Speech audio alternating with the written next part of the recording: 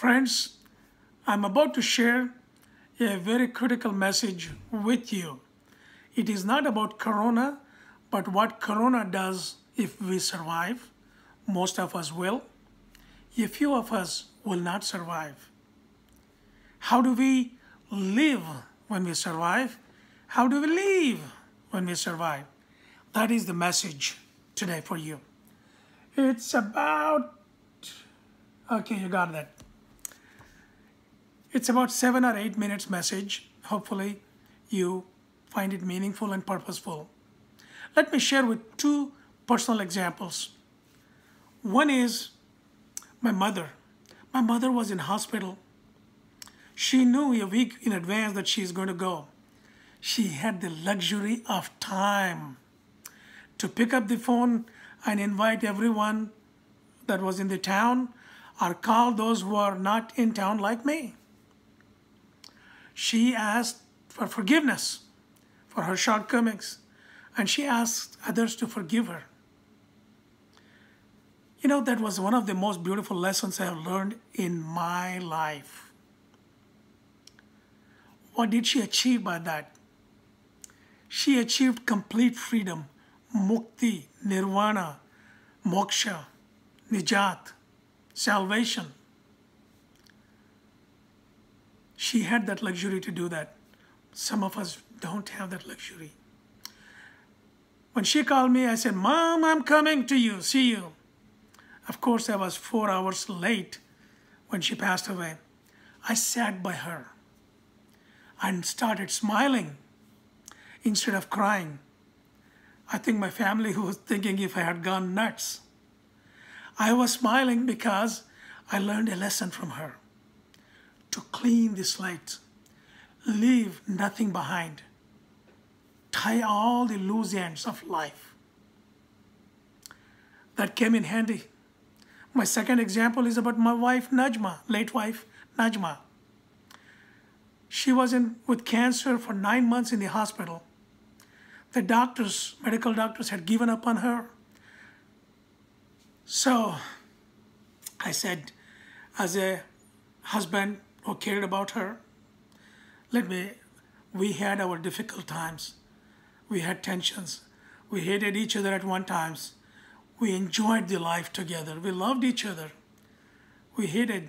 We were tense. We fought with each other. That's part of the life, living the full spectrum of life. So I asked Najma, what are the things that I can do to ease you? Of course, she couldn't say that. I made a list. I made a list of 10 items. Let me share one item out of the 10.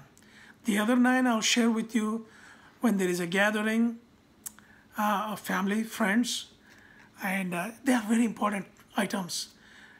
Each one of you will have faced that, and by releasing them, you feel freedom. So the first example is my friend, our friends.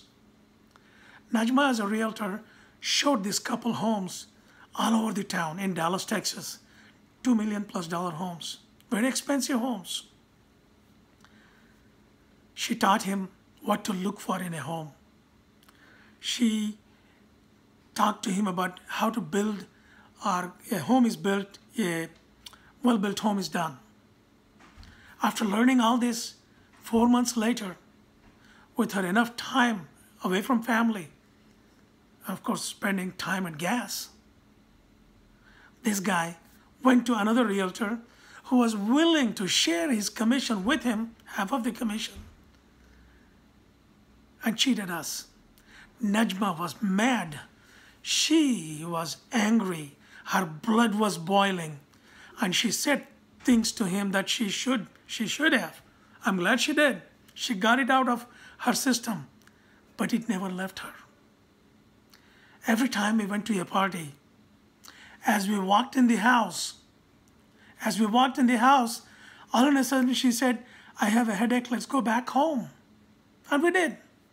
This happened many times. I wanted to find out what this headache was all about. It was not the headache. She saw those people inside that home. She didn't want to be there. because she knew she was going to say something to them. It happened the other way around too. When we were in the home, when those guys came, they left, took a hike. So this tension was there between them.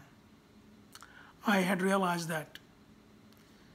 So after going through 9 of these freedom movements, I said to Najma after the 10th episode, if you want to call it, Najma, you and I had talked about clearing the tensions, bringing you freedom. I am pleased to tell you that we have come to that point. The smile on her face was life-giving. It was very beautiful. I was thrilled. She was at peace. The smile lasted on her face.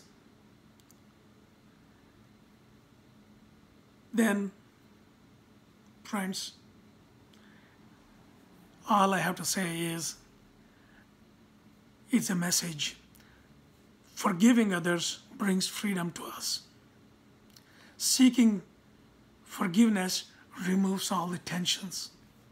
So if you have said anything wrong, foul to your sister, brother, father, mother, spouse, friends, relatives, your customers, patients if you're a doctor, clients if you're a consultant, whoever, a vendor, it's time to seek forgiveness so you can go in peace, so you have the peace.